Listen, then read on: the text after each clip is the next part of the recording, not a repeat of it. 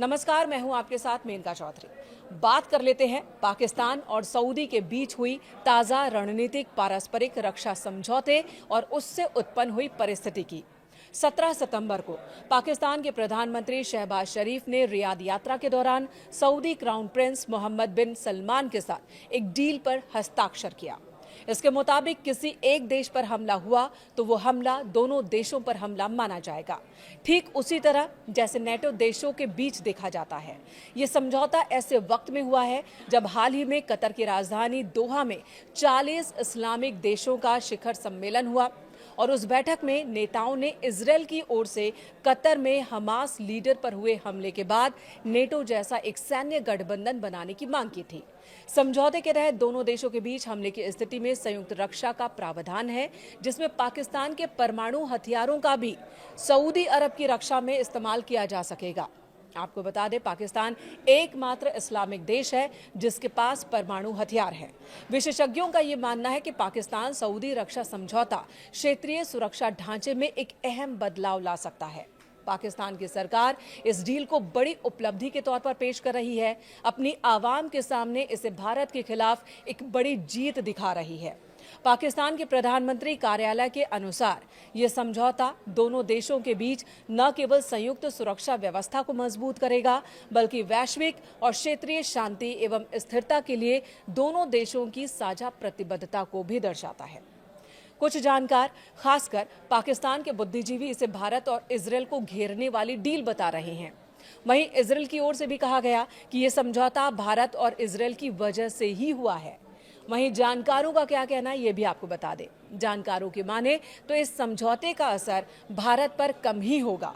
इस समझौते से सामरिक लाभ सऊदी को होगा तो पाकिस्तान को आर्थिक। देखिए, हाल ही में इजरायल ने कतर में हमास नेताओं पर हमला किया था। इसे लेकर सऊदी अरब और अमेरिका के बीच टेंशन भी बढ़ गई है। ट्रंप ने दावा किया था कि हमने सऊदी को पहले ही चेता दिया था कि इजरायल हमला करने वाला है, जबकि सऊदी की ओर से कहा गया कि व्हाइट हाउस ने ऐसी कोई चेतावनी नहीं दी थी।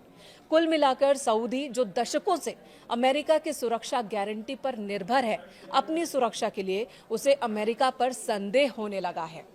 तब उसने पाकिस्तान की सेना का इस्तेमाल करने वाली ये डील पाकिस्तान से कर ली। अब बात पाकिस्तान के लाभ की करें तो उसे आर्थिक मदद सऊदी से मिलती रहेगी और आने वाले वक्त में और ज्यादा पैसे मिल सकते हैं। पाकिस्तान पहले से ही मुस्लिम देश होने की वजह से सऊदी के रहमो करम पर है। सऊदी को पाकिस्तान का एटीएम भी कहा जाता है। अब तक ये मदद एक तरफा थी। अब इस डील के हो जाने से कम सऊदी पाकिस्तान के सैन्य ताकत का इस्तेमाल कर सकेगा। इस डील से पाकिस्तान को एक और लाभ मिल सकता है। पाकिस्तान, चीन, तुर्की और सऊदी के बीच पारस्परिक संबंध पाकिस्तान की स्थिति को थोड़ा मजबूत बना सकते हैं, लेकिन इससे सऊदी भारत से दूर हो जाएगा, ऐसा नहीं कहा जा सकता। जानकारों के मुताबिक सऊदी और भारत के बीच संबंध पुराना है।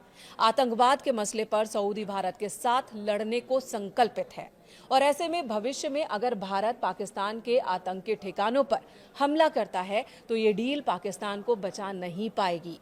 भारत ने कभी भी पाकिस्तान पर आक्रमण नहीं किया, बल्कि भारत की कार्रवाई जवाबी रही है।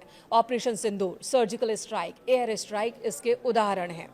इन सभी मौकों पर भारत को पूरी दुनिया के साथ सऊदी का भी साथ मिला है। बहरहाल, भारत की ओर से आधिकारिक प्रतिक्रिया आ चुकी है। भारत के विदेश मंत्रालय के प्रवक्ता रणधीर जायसवाल ने कहा कि हमें पाकिस्तान और सऊदी अरब के बीच स्ट्रैटेजिक म्यूचुअल डिफेंस डील पर साइन किए जाने की रिपोर्ट देखी है। हमने सरकार इसके निहितार्थों का अध्ययन करेगी, यानी कि इसके अर्थ क्या हैं, इसका असर क्या होगा, इनका अध्ययन किया जाएगा, चाहे वो भारत की राष्ट्रीय सुरक्षा से जुड़े हों या फिर क्षेत्रीय और वैश्विक स्थिरता से। सरकार भारत के राष्ट्रीय हितों की रक्षा और सभी क्षेत्रों में व्यापक राष्ट्रीय सुरक्षा सुनिश्चित करने के लिए प्रतिबद्ध है।